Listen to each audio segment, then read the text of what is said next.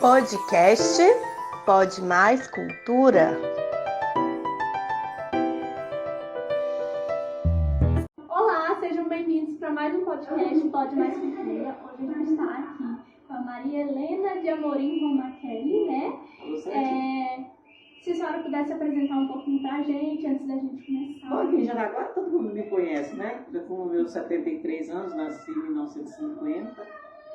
Aos 2 anos eu fui para Goiânia. Depois, aos 9, mais ou menos, eu voltei para cá. Depois, aos 14, 15, eu fui para o Paraná. E lá eu fiquei até casar, ter minha primeira filha e voltei para Jaraguá. Aí coloquei uma escola e depois eu fui para Goiânia. Vendi essa escola, fui para Goiânia. Agora voltei e recomecei a minha escola. A senhora podia falar um pouquinho sobre as experiências, né? Por exemplo, a transformação de Jaraguá que a senhora pôde vivenciar nos anos que a senhora estava aqui, antes de mudar também, quando voltou. Eu me lembro que um dia eu vinha vindo chegando do Paraná e eu vi campos de braquiara. Eu falei, nossa, que diferença! Porque antes os campos eram assim, terra nua, ou então geralmente árvores, assim, poucas árvores de campo mesmo, e o chão pelado, né? Aí eu vi o braquiara, eu achei diferente, porque lá no Paraná tudo é coberto com braquiara, né? E aqui eu não tinha visto isso ainda. Então eu me lembro que eu cheguei aqui, acho que eu tinha mais ou menos meus 16 anos, minha primeira vinda, depois que eu fui para o Paraná. Eu estranhei isso, até a minha irmã falou assim, nossa, mas o que você foi lembrar justo do braquiara que está tomando conta das florestas? Mas eu me lembro que eu achei interessante isso aí. Quando criança, a parte da igreja para trás, tinha poucas casas. Foi em 47, mais ou menos, que o Dr. Peixoto loteou aquilo ali, construiu o colégio Baltazar, construiu o Hospital da Integridade. Então eram poucas casas ali. Mas aí, em pouco tempo já foi enchendo, né? Ela começou, a cidade ficou sendo até mais ou menos, deixa eu ver o que tem ali, até mais ou menos a JK. Ali já era bem ralo, pouca gente morando, mas ali até ali mais ou menos. E para os lados era mais ou menos, não, era bem pouca coisa também. Para os lados tinha umas 2 ruas só de cada lado. Não tinha asfalto. E bem depois que veio o asfalto para cá, né? O que mais que eu poderia? Não tinha televisão, não tinha plástico. Não existia plástico nessa época. Acho que é mais ou menos isso que eu me lembro. E como que foi esse trabalho de ir em busca, né, da história de Jaraguá, das origens, de como começou tudo? Gabriela, né? Gabriele, quando eu coloquei o colégio aqui, porque eu dava aula no Paraná. E lá a gente tinha assim, na primeira série, a criança aprendia a história e a geografia da sua rua. Na segunda série, aprendia a história e a geografia do seu bairro. Na terceira, e assim, da cidade, depois do estado. E quando eu busquei a história de Jaraguá, apesar de eu sabia que era rica, mas não tinha nada registrado, não existia realmente nada sério registrado. Aí eu comecei a gostar. Eu tive a sorte de entrevistar várias pessoas centenárias, né? Então essas pessoas centenárias, você imagina, foi mais ou menos, eu comecei o colégio em 77. Então se elas já tinham 100 anos, então elas já tinham visto muita coisa no passado, né? Tinha pessoas, a minha avó, por exemplo, eles tinham escravos na casa dela, né? Ela sabia como que era comprar um escravo, ela passou pra gente alguma coisa assim da época, ela nasceu em 1870. Então eu tive a sorte de ter essas pessoas longevas que puderam me trazer coisas do dia a dia, né? Uhum. E aí eu comecei a gostar, então não hobby, né? Hoje eu já estou com 4 livros lançados. Estou no meu 5º livro, demorado, custoso, que é a genealogia, né? Tem 14 anos eu escrevendo esse livro. Ele já está com quase 800 páginas. Eu acho que ainda vai muito tempo. Mas ele resgata quem eram os descendentes dos bandeirantes que vieram morar aqui. Sim. Então, bem rico em informações, né? E você poderia falar um pouquinho sobre a origem da cidade? O que você... A coisa que eu mais gosto de falar é a origem da cidade. Olha... Essa origem, ela bate de frente com a origem que todo mundo conta.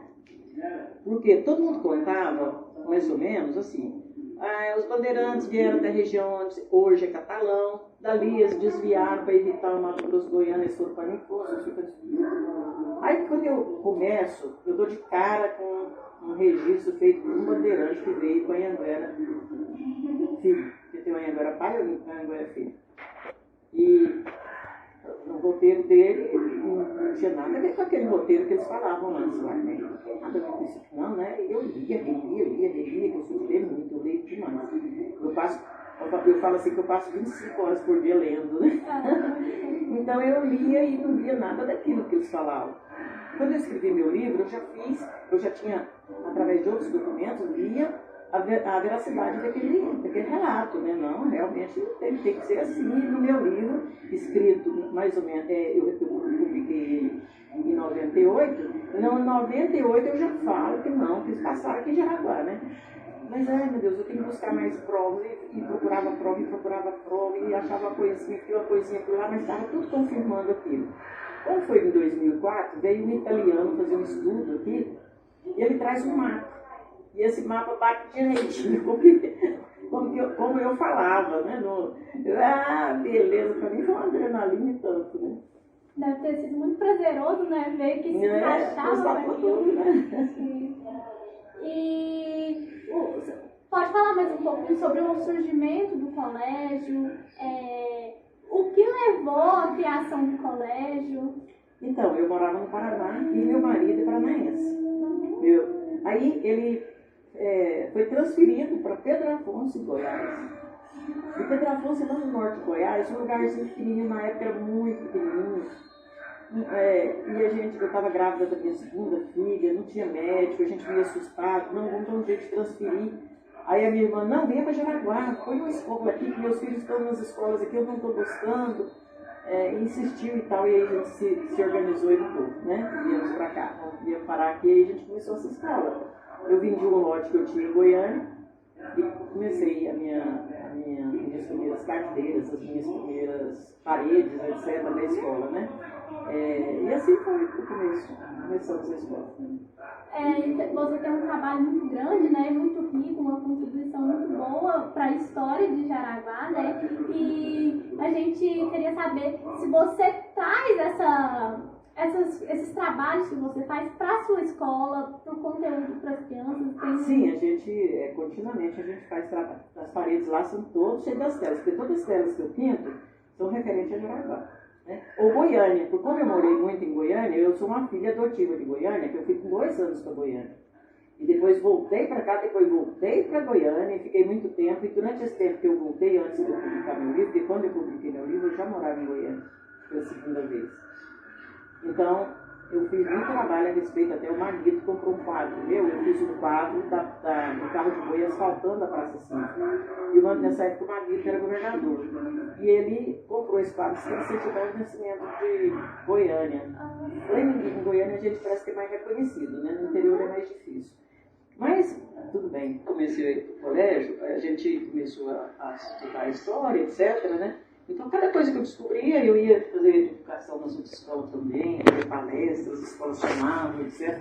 Então, a primeira coisa que a gente descobriu, que a gente olhava no conhecimento que existia aqui, que a Jaraguá derivava dos índios jaguarás. Aí eu fui pesquisar de onde que são esses índios jaguarás, que eu nunca vi falar neles, né? Aí não achava, naquela época não tinha o Google para se perguntar, né?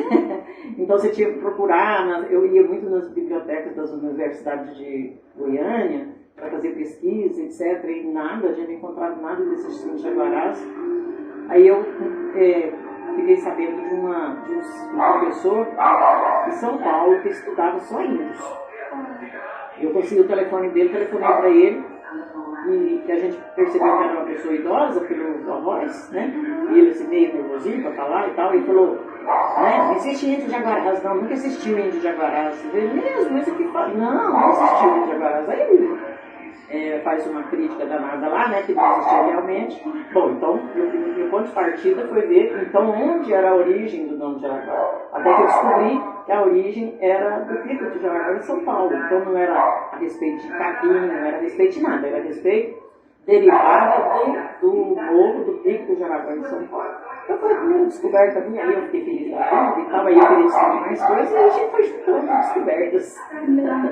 E formando que hoje a gente tem, né, muito mais fácil pra gente conhecer sobre a história, que antes a gente não tinha, né, esse tanto de material Hoje a gente tem esse privilégio de ter tantos materiais, inclusive feitos pela senhora, né? Lá no Museu Municipal de Jaraguá tem um monte de quadro, né? Que foi feito pela senhora também. A prefeitura comprou 20 telas, né? Que eu, como eu disse para você, eu pinto relativa.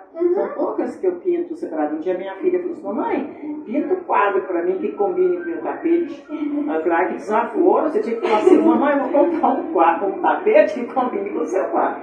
Mas aí eu pintei uma caravana de camelos no deserto, né? Que eu quadro.